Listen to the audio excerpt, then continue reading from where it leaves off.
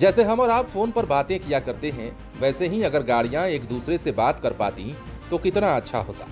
कोई हादसा नहीं होता, कोई डर नहीं होता और ना ही कोई टेंशन होती।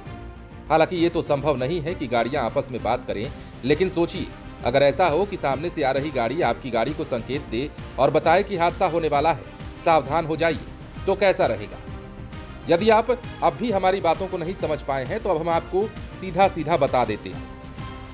अब गाड़ियां करीब आते ही खुद एक दूसरे को अलर्ट करेंगी। इसके लिए केंद्रीय सड़क परिवहन और राजमार्ग मंत्री नितिन गडकरी ने बड़ी घोषणा की है और कहा है कि सरकार साल 2026 के अंत तक देश में व्हीकल टू व्हीकल यानी कि V2V कम्युनिकेशन टेक्नोलॉजी को अनिवार्य करने की प्लानिंग कर रही है। अब इस तकनीक की मदद से गाड़ियां सड़क पर चलते हुए एक दूसरे को सेफ्टी अलर्ट भेज सकेंगी, जिससे टक्कर और हादसों को रोका जा सकेगा। ये फैसला 28 राज्यों और केंद्र शासित प्रदेशों के परिवहन मंत्रियों की बैठक के बाद लिया गया है। सरकार का टारगेट 2030 तक सड़क दुर्घटनाओं में होने वाली मौतों को 50% तक कम करना है। नितिन गडकरी ने इस सिस्टम को समझाते हुए बताया कि इसके लागू होने के बाद गाड़ियां आपस में वैसे ही बात कर सकेंगी जैसे आसमान में पायलट करते हैं। हर गाड़ी में एक ऑनबोर्ड यूनिट OBU फिट की जाएगी। यह यूनिट आसपास की दूसरी गाड़ियों को अपनी लोकेशन, स्पीड, डायरेक्शन और ब्रेक लगाने जैसी जानकारी वायरलेस टेक्नोलॉजी के जरिए भेजेंगे। इससे ड्राइवर को खतरा दिखने से पहले ही अलर्ट मिल जाएगा।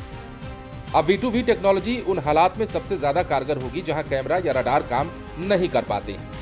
विजिबिलिटी कम होने पर भी पीछे वाली गाड़ी को पता चल जाएगा कि आगे वाली गाड़ी ने अचानक ब्रेक लगाए हैं। इसके अलावा अंधे मोड़ या इंटरसेक्शन पर सामने से आ रही गाड़ी का सिग्नल पहले ही मिल जाएगा। अगर सड़क पर आगे कोई गाड़ी खराब खड़ी है तो दूर से ही ड्राइवर को उसका अलर्ट मिल जाएगा। सरकार इस पूरे प्रोग्राम पर करीब 5,000 करोड़ रुपए खर्च कर सकती है। हालांकि गाड़ियों में लगने वाली ऑनबोर्ड यूनिट की कीमत 5,000 से 7,000 रुपए के बीच होने का अनुमान है। शुरुआत में इसे नई कारों, बसों और ट्रकों के लिए अनिवार्य किया जा सकता है और बाद पुरानी गाड़ियों में भी इसे अलग से लगवाने का नियम आ सकता है।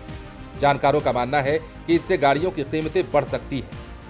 अब V2V सिस्टम को चलाने के लिए खास फ्रीक्वेंसी की जरूरत होती है। गडकरी ने बताया है कि दूरसंचार विभाग के साथ एक ज्वाइंट टास्क फोर्स बनाई गई है। विभाग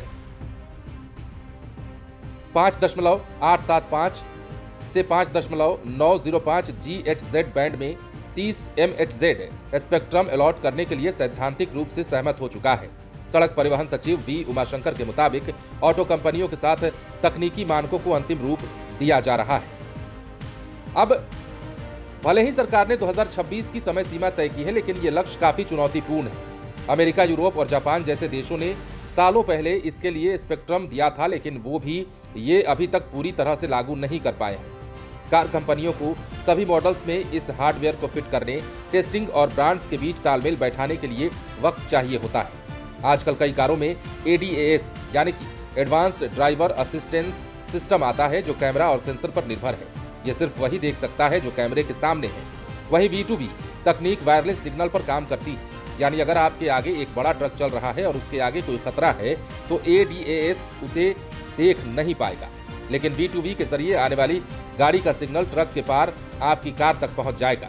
तो ये बड़ी बात नितिन गडकरी ने बताई है और बताया है कि कैसे हमारा प्लान इस पर काम कर रहा है। यदि ये सब कुछ हो जाता है तो देश में हादसों की संख्या 50% कम हो जाएगी और लोग जिस प्रकार हादसों का शिकार हो रहे हैं, इसमें इसकी भी भूमिका जो नहीं है वो अब अगर हो जाएगी तो लोगों की जानें बच सकती हैं, सुरक्षित यात्रा कर सकते हैं। बन रहे लाइव सिटीज के साथ।